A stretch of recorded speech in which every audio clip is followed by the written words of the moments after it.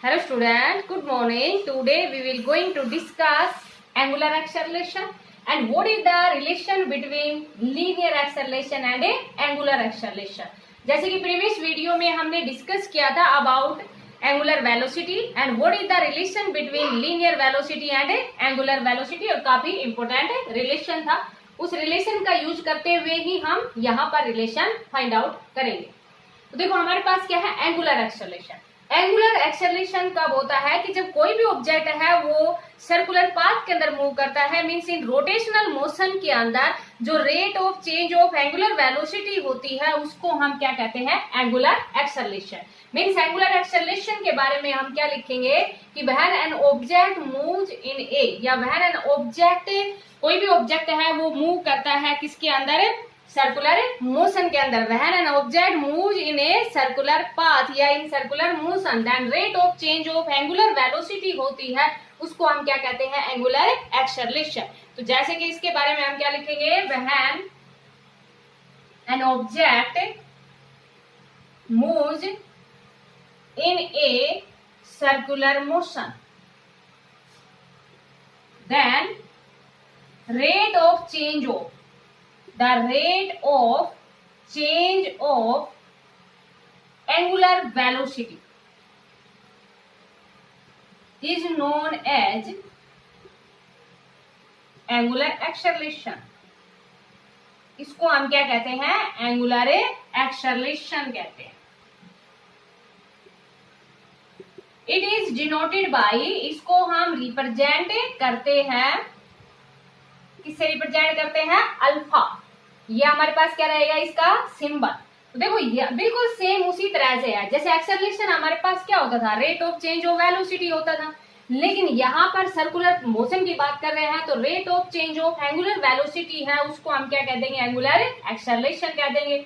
जैसे linear acceleration को हम ए से रिप्रेजेंट करते थे, वैसे ही एंगुलर एक्सेलरेशन है उसको हम रिप्रेजेंट करते हैं किससे, अल्फा से. अब यहाँ पर हम डिस्कस करेंगे कि what is the relation between linear acceleration and angular acceleration. देखो इसको हम लिखेंगे क्या, यहाँ पर rate of change of angular velocity. और अगर जब ये वेरी शॉर्ट टाइम की बात करते हैं ना, यहाँ पर मीन्स जब शॉर्ट टाइम की बात करें, del t tends to zero, short interval की बात करें तो इसी को हम क्या लिख देंगे, D W by d t.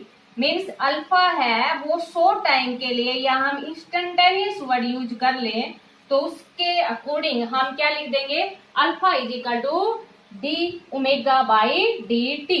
यहाँ पर ओमेगा हमारे पास क्या है, angular velocity, means rate of change of, rate means with respect to time, rate of change of angular velocity is known as angular acceleration. अब है what is the relation between linear acceleration and angular acceleration. तो देखो यहाँ पर एक unit और देख लो इसकी. अभी जैसे कि हमने ओमेगा डिस्कस किया था पीछे, थीटा बाई टी था.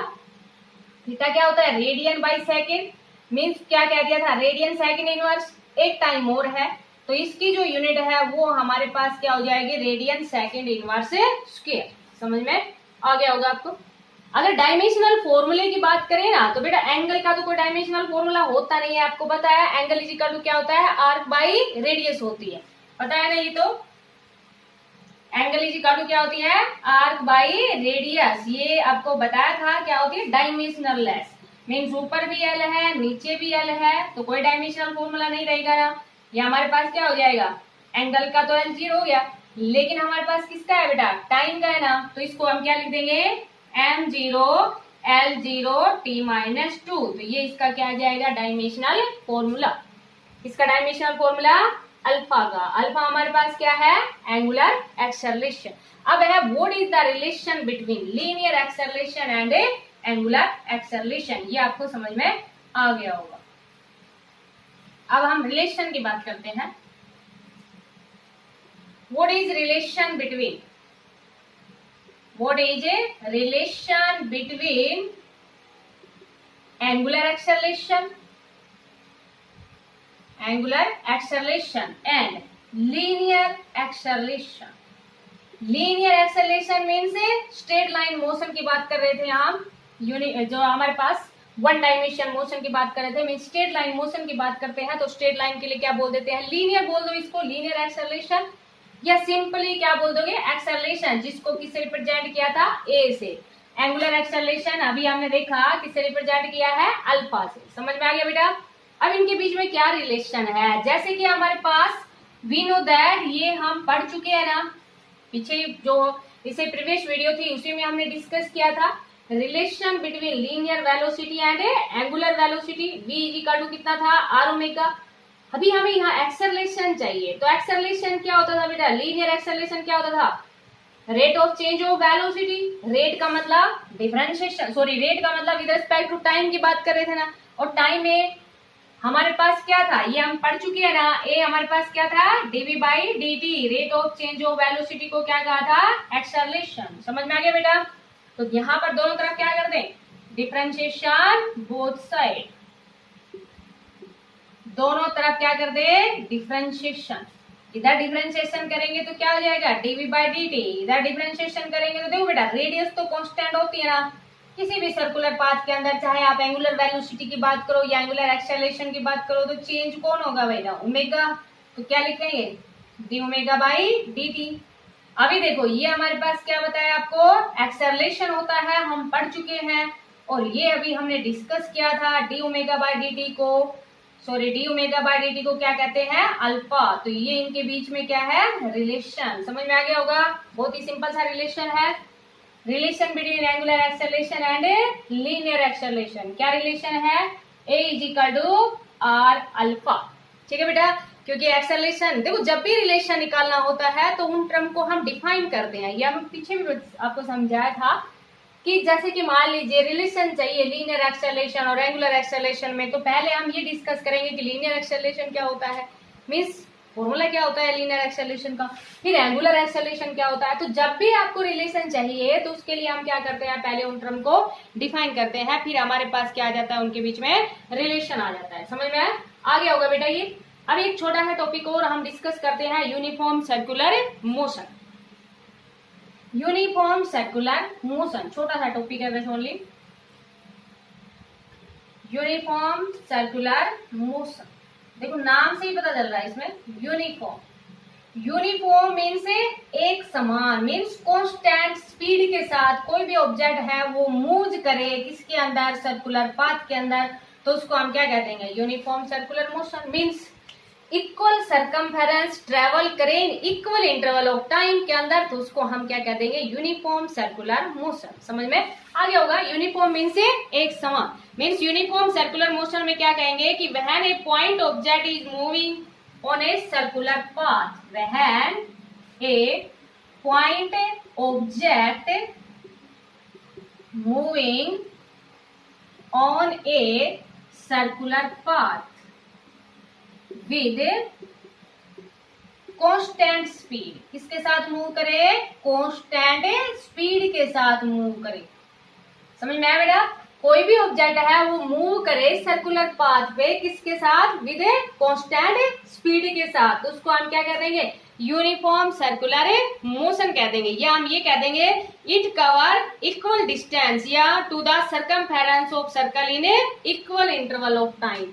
हर टाइम इक्वल सरकमफेरेंस ट्रेवल करे, क्योंकि देखो स्पीड क्या होती है, डिस्टेंस बाय टाइम होती है ना, तो इक्वल सरकमफेरेंस ट्रेवल करे इन इक्वल इंटरवल ऑफ टाइम के अंदर, तो उसको हम क्या कहते हैं, कांस्टेंट स्पीड। और कोई भी ऑब्जेक्ट है जब कांस्टेंट स्पीड के साथ मूव करेगा तो उसको हम क्या कहेंगे, यूनिफॉर्म सर्कुलर मोशन।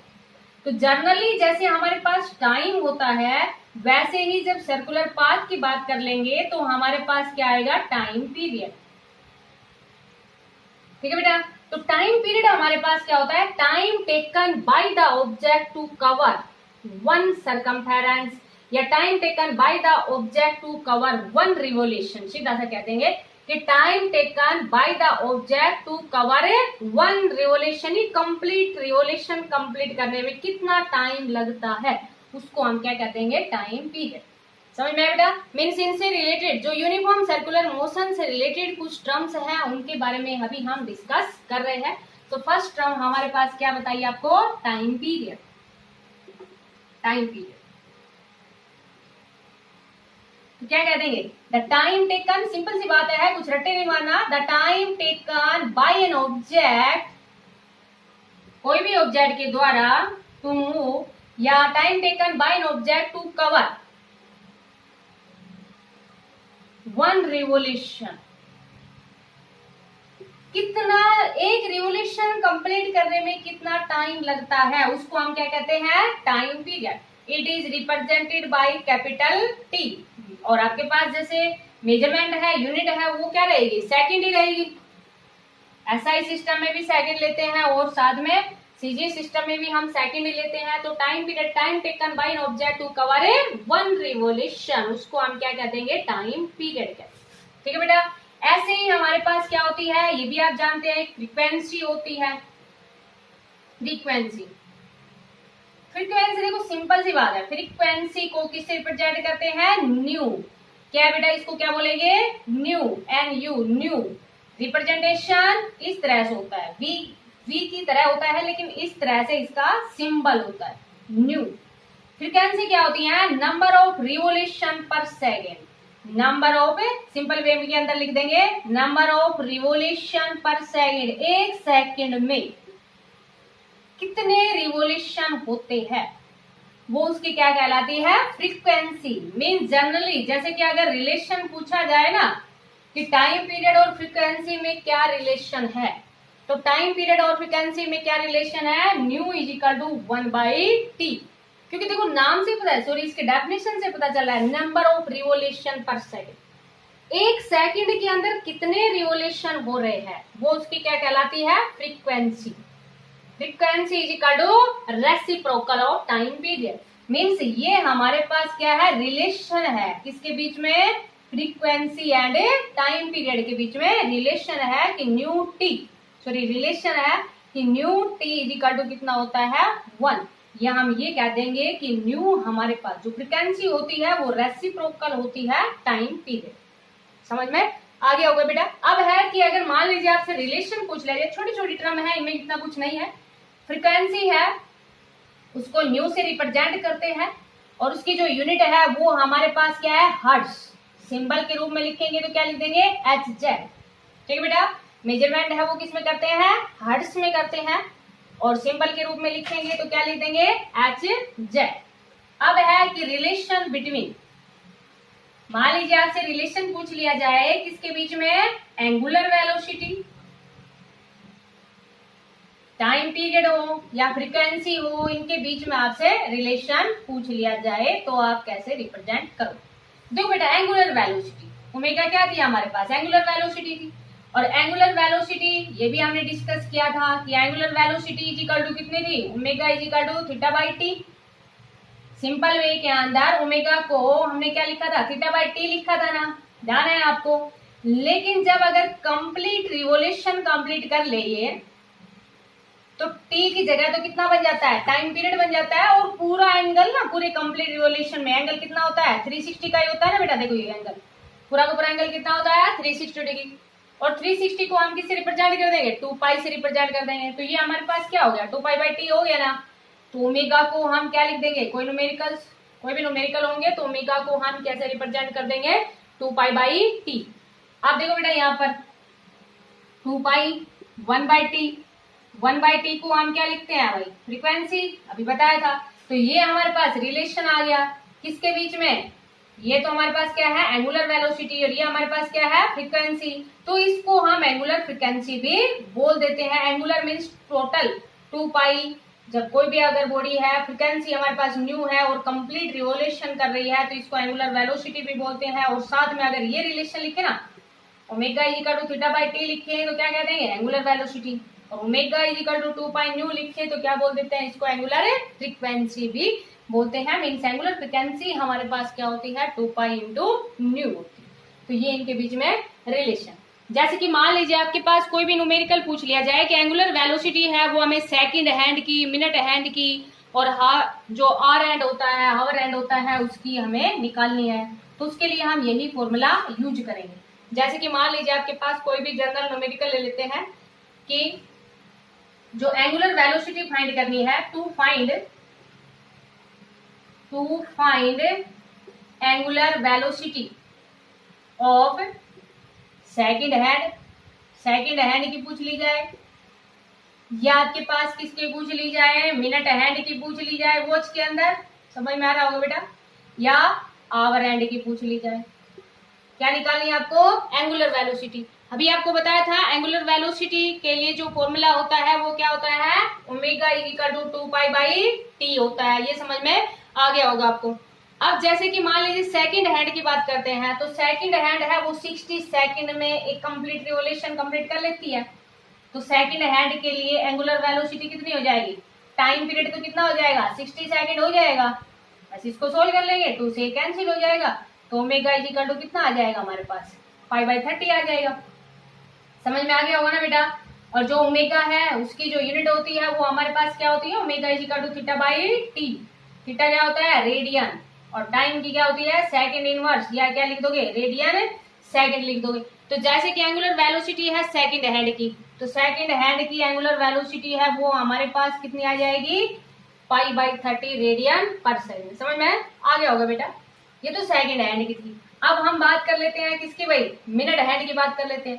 तो देखो बेटा फॉर्मूला तो यही रहना है, चाहे आप किसी की भी निकालो, एंगुलर वेलोसिटी कितना रहेगा, 2 पाई बाई टी रहेगा ना। समझ में आया बेटा। लेकिन जैसे कि मिनट हैंड की बात करते हैं हम,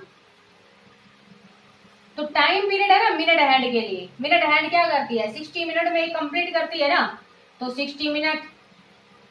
लेकिन इसको हम किस में कन्वर्ट करेंगे, सेकंड में कन्वर्ट करेंगे, तो ये हमारे पास कितनी आ जाएगी, 3600 सेकंड आ गई ना टाइम पीरियड। तो omega equal to 2 pi by T, तो टी की जगह हम कितना पुट कर देंगे, 3600 कर देंगे, इसको कैंसिल कर देना बेटा, 1800। तो ये कितना आ गया, पाई बाई 1800 रेडियन पर सेकंड। तो ये हमारे पास किसकी आ गई, मिनट हैंड की। ऐसे ही हम किसकी बात करते हैं, हावर हैंड की करते हैं, हावर हैंड ऑफ ए क्लॉक, किसकी बात करते हैं, हावर हैंड की। तो हावर हैंड ऑफ ए क्लॉक आपको पता है बेटा कि 12 घंटे में कंप्लीट करती है, 12 आवर्स में ये कंप्लीट रिवोल्यूशन करती है ना। तो 12 मिनट में कर किया, फिर किस में कर दिया, सेकंड में कर दिया। तो जब इसको मल्टीप्लाई करते हैं तो ये लगभग हमारे पास वैल्यू आती है, देखो यहाँ से इसको मल्टीप्लाई कर लेना, 16 कर लेना डायरेक्ट। देखो omega is equal to 2 pi by T, तो टी हमारे पास कंप्लीट ये पुट कर देना, थोड़ा कैंसिल हो जाएगा इसलिए यहाँ पे मल्टीप्लाई कर लेना, तो ये से कैंसिल हो गया। तो आप देखो इसको मल्टीप्लाई 6 6 36 36 और 6 216, आपको पता ही है ये तो नहीं कितना होता है, 216 और 2 जीरो और आ गए। तो ये हमारे पास क्या आ गई, रेडियन पर सेकंड। तो ये है हमारे पास एंगुलर वेलोसिटी किसके लिए, सेकंड हैंड, मिनट हैंड या आवर हैंड के लिए। तो आपके पास जैसे कि मान लीजिए कोई भी डाटा दिया हुआ है, उसकी एंगुलर वेलोसिटी निकालनी है, तो एंगुलर वेलोसिटी के लिए आपको ये देखना है बस कितना एंगल कैलकुलेट किया गया है, मीन्स उसके द्वारा कितना एंगल है वो ट्रेवल किया गया, और साथ में उसका टाइम पीरियड क्या है, मीन्स फॉर्मूला आपके पास क्या रहेगा, 2 पाई बाई टी। तो इससे रिलेटेड और भी न्यूमेरिकल्स है उनकी आप प्रैक्टिस कर सकते हो, और इसको अच्छे से समझना। बस ओनली 1 टॉपिक है वो और इस चैप्टर में रहता है, उसके बाद में ये यूनिट कंप्लीट। तो इसको आप अच्छे से अंडरस्टैंड करना। Thank you, have a nice day.